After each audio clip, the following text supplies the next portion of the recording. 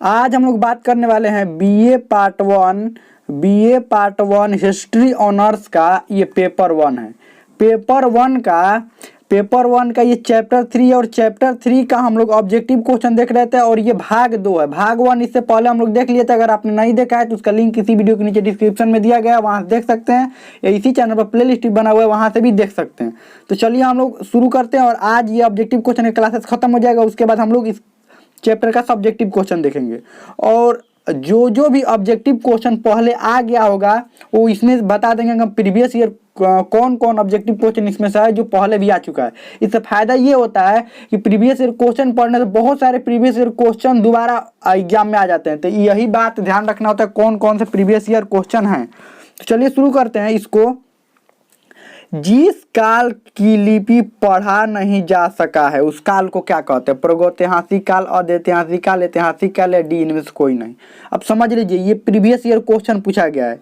पहले वाले साल में ये क्वेश्चन क्या हुआ है, ये पूछा गया है पहले वाले, इससे पिछले लगभग 2-3 बार लगभग ये क्वेश्चन पूछ दिया गया। ध्यान रखिएगा लगभग 3 बार ये क्वेश्चन पूछा जा चुका है, तो इसको ध्यान रखिएगा। ये मोस्ट इंपॉर्टेंट क्वेश्चन है, ये 3 बार पूछा जा चुका है, मोस्ट इंपॉर्टेंट क्वेश्चन है, इसको ध्यान रखिएगा। जिस काल की लिपि पढ़ा नहीं जा सका उसको क्या कहते हैं? प्रागैतिहासिक काल, अधैतिहासिक काल, ऐतिहासिक काल या डी इनमें से कोई नहीं।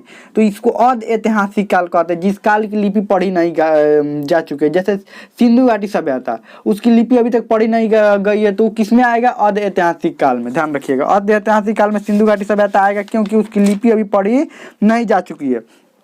प्रागैतिहासिक काल ये सबसे शुरू वाला काल होता है, पाषाण काल इसमें से आता है। पाषाण काल, इसका पुरातात्विक साक्ष्य सिर्फ उपलब्ध होता है, कोई साहित्यिक या लिखित साक्ष्य कुछ भी उपलब्ध नहीं होता है पाषाण काल का, प्रागैतिहासिक काल का। और अधैतिहासिक काल का लिखित तो प्राप्त होता है, लिपि प्राप्त तो होता है, लेकिन इसको कोई पढ़ा नहीं है। ध्यान रखिएगा। तो ये मोस्ट इंपॉर्टेंट क्वेश्चन है, पहले भी ये क्वेश्चन 3 बार लगभग 2 से 3 बार लगभग आ चुका है, तो ध्यान रखिएगा। चलिए आगे बढ़ते हैं। अगला क्वेश्चन, इतिहास का आरंभिक काल किसे माना जाता है? पूरा पाषाण काल, मध्य पाषाण काल, नव पाषाण काल, डी इनमें से कोई नहीं। तो इतिहास का आरंभिक काल कौन है? पूरा पाषाण काल। उसके बाद कौन? मध्य पाषाण काल। उसके बाद नव पाषाण काल। ध्यान रखिएगा इतिहास का आरंभिक काल जो है वो पाषाण काल से माना जाता है, और पाषाण काल में भी कौन सा काल? पूरा पाषाण काल। ध्यान रखिएगा अगर पूरा पाषाण काल, मध्य पाषाण काल, नव पाषाण काल न रहे और सिर्फ पाषाण काल रहे तो ये पाषाण काल को भी प्रारंभिक, इसी के अंतर्गत ये तीनों आते हैं। तीनों में सबसे पहला पूरा पाषाण काल, फिर मध्य पाषाण काल, फिर नव पाषाण काल। तो इसका आंसर हो जाएगा पूरा पाषाण काल। चलिए आगे बढ़ते हैं। अगला क्वेश्चन क्या है? देखिए ये क्वेश्चन जो है ये भी प्रीवियस ईयर में पूछा जा चुका है। ध्यान रखिएगा ये भी क्वेश्चन जो है प्रीवियस ईयर में पूछा जा चुका है, इसको ध्यान रखिएगा। फलक संस्कृति का संबंध निम्नलिखित में से किस काल से है? फलक संस्कृति का संबंध, ध्यान रखिएगा ये मोस्ट इंपॉर्टेंट क्वेश्चन है, ये मोस्ट इंपॉर्टेंट क्वेश्चन है, ध्यान रखिएगा। निम्न पूरा पाषाण काल, मध्य पूरा पाषाण काल, कांस्य युग या डी इनमें से कोई नहीं। तो ये मध्य पूरा पाषाण काल का संबंध है। पूरा पाषाण काल में भी मध्य पूरा पाषाण काल, ध्यान रखिएगा मध्य पाषाण काल की बात नहीं हो रहा है, मध्य पाषाण काल दूसरा है, ये पूरा पाषाण काल में ही मध्य पूरा पाषाण काल है। जब हम चैप्टर पढ़ा रहे थे उस समय विस्तार से हम पढ़ाए थे। अगर आपने चैप्टर नहीं देखा है तो उसका लिंक किसी वीडियो के नीचे डिस्क्रिप्शन में दिया गया, वहां से देख सकते हैं। इसी चैनल पर प्ले लिस्ट भी बना हुआ है, वहां से भी देख सकते हैं। चलिए आगे बढ़ते हैं। तो ये इसका आंसर हो जाएगा मध्य पूरा पाषाण काल। चलिए आगे बढ़ते हैं। अगला क्वेश्चन क्या है? अगला क्वेश्चन है कि मध्य पाषाण काल में पशुपालन के प्रमाण कहाँ से मिले? आपको पता है कि पशुपालन की शुरुआत मध्य पाषाण काल से ही मानी जाती है, और मध्य पाषाण काल में भी कहाँ से ये पशुपालन की जो शुरुआत है वो मानी जाती है। कहाँ से ये इसके प्रमाण जहाँ से मिलेंगे वही तो शुरुआत मानेंगे। पुष्कर, सिंहभूम, आदमगढ़ या डी इनमें से कोई नहीं। तो देखिए ये आदमगढ़ से मिलता है। ध्यान रखिएगा पशुपालन का जो साक्ष्य है वो आदमगढ़ से मिलता है। आदमगढ़ से ही पशुपालन के जो साक्ष्य है वो मिलते हैं कि हाँ यहाँ पर पशुपालन किया गया था। आदमगढ़ के अलावा बागोर भी अगर आपको रहेगा ऑप्शन में, आदमगढ़ न देकर बागोर रहेगा, तो यहाँ से भी पशुपालन के साक्ष्य मिले हैं। 2 जगह से शुरुआत में पशुपालन के साक्ष्य, शुरुआती में 2 जगह से पशुपालन के साक्ष्य मिला, आदमगढ़ या बागोर। ध्यान रखिएगा। चलिए आगे बढ़ता है, और ये भी मोस्ट इंपॉर्टेंट क्वेश्चन है, इसको भी ध्यान रखिएगा, ये भी प्रीवियस ईयर में पूछा जा चुका है। चलिए आगे बढ़ते हैं। अगला क्वेश्चन क्या है? अगला क्वेश्चन है एक ही कब्र में 3 मानव कंकाल कहाँ से निकले हैं? एक ही कब्र में 3 मानव कंकाल, सराय नहार, ये दमदमा, महदहा या डी इनमें से कोई नहीं। तो दमदमा से एक ही कब्र से 3 मानव कंकाल निकले थे, इसका आंसर हो जाएगा दमदमा। चलिए आगे बढ़ते हैं। अगला क्वेश्चन क्या है, पहिए का आविष्कार कब हुआ? पहिया जो है, पहिए का जो आविष्कार है वो कब हुआ? नव पाषाण काल में, मध्य पाषाण काल में, पूरा पाषाण काल में, या डी इनमें से कोई नहीं।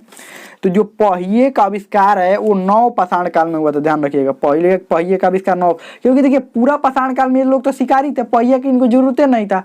फिर मध्य पाषाण काल में धीरे धीरे ये पशुपालक बने, नव पाषाण काल तक नहीं ये लोग खेती करने लगे। जब खेती करने लगे तो सामान ढोने की जरूरत पड़ने लगी, तो इसीलिए उस समय पहिए का आविष्कार हुआ, ध्यान रखिएगा। तो इसका आंसर हो जाएगा पहिए का आविष्कार नव पाषाण काल में हुआ था। चलिए आगे बढ़ते हैं। अगला है, नव पाषाण कालीन गर्त निवासों के अवशेष कहाँ से मिले हैं? सरायनाहाट, बुर्ज होम, भीमबेटका, डी इनमें से कोई नहीं। तो गर्तवास मतलब गड्ढे में गड्ढा खोद कर लोग रहते थे, ध्यान रखिएगा। उस समय ठंड का मौसम बहुत अधिक था, ठंड या गर्मी से भी बचने के लिए लोग क्या करते थे, गर्तवास में रहते थे। मुख्यतः ठंडा से ही बचने के लिए गड्ढा खोद कर इसी में रहते थे और ऊपर से फिर ढक देते थे। इसमें ठंडा बहुत कम लगता था। आपको पता है कि यहाँ पर धरती के अंदर जितने अंदर जाने पर उतना क्या होता है, गर्मी बढ़ता है। तो ये इसीलिए ये लोग गर्तवास, इसको गर्त बोलते हैं, ध्यान रखिए, गर्तवास बोलते हैं। तो ये कहाँ से नव पाषाण कालीन गर्त निवासों का अवशेष कहाँ से मिला है? तो बुर्ज होम से मिला है, ध्यान रखिएगा, इसका आंसर हो जाएगा। चलिए आगे बढ़ते हैं। अगला क्वेश्चन क्या है? अगला क्वेश्चन है, निम्नलिखित में से किसको चालकोलिथिक युग भी कहते हैं? ये बताना है कि किसको चालकोलिथिक युग भी कहते हैं। निम्न में से किसको जो है वो चालकोलिथिक युग भी कहते हैं। और ये भी मोस्ट इंपॉर्टेंट क्वेश्चन है, ध्यान रखिएगा, मोस्ट इंपॉर्टेंट क्वेश्चन है, मोस्ट इंपॉर्टेंट क्वेश्चन है, ध्यान रखिएगा। पहला है नव पाषाण काल, फिर मध्य पाषाण काल, ताम्र पाषाण काल, डी में से कोई नहीं। तो चालकोलिथिक जो युग है वो ताम्र पाषाण काल को कहते हैं। चालकोलिथिक युग किसको कहते हैं? ताम्र पाषाण काल को, वही तांबा वाला। सबसे पहला धातु कौन सा खोजा गया था? तांबा। सबसे पहला धातु तांबा, उसी को ताम्र पाषाण काल कहते हैं। इसको बारे में भी विस्तार से पढ़ा है, उसी को चालकोलिथिक युग भी कहते हैं। चलिए आगे बढ़ते हैं। अगला क्वेश्चन क्या है, इनाम गांव कहाँ अवस्थित है? इनाम गांव जो है वो कहाँ अवस्थित है? उत्तर प्रदेश, महाराष्ट्र, मध्य प्रदेश, डी में से कोई नहीं। तो महाराष्ट्र में अवस्थित है, ध्यान रखिएगा, इनाम गांव महाराष्ट्र में अवस्थित है। भीमबेटका कहाँ स्थित है? भोपाल, पंचमढ़ी, सिगरौल, डी में से कोई नहीं। तो ये डी में से कोई नहीं, ये मध्य प्रदेश के रायसेन जिले में स्थित है, ध्यान रखिएगा। मध्य प्रदेश के कहाँ पर स्थित है? ये रायसेन जिले में, भोपाल से लगभग 46 किलोमीटर की दूरी पर है। ये भीमबेटका जो है ये रायसेन जिले में है, ध्यान रखिएगा। मध्य प्रदेश के रायसेन जिले में ये स्थित है। ये भोपाल से लगभग 46 किलोमीटर की दूरी पर है।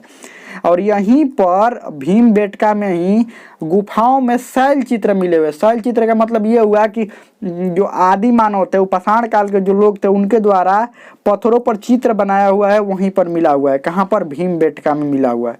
तो हमें तो समझ में आ गया होगा, ऑब्जेक्टिव क्वेश्चन पूरी तरह से कंप्लीट हो गया।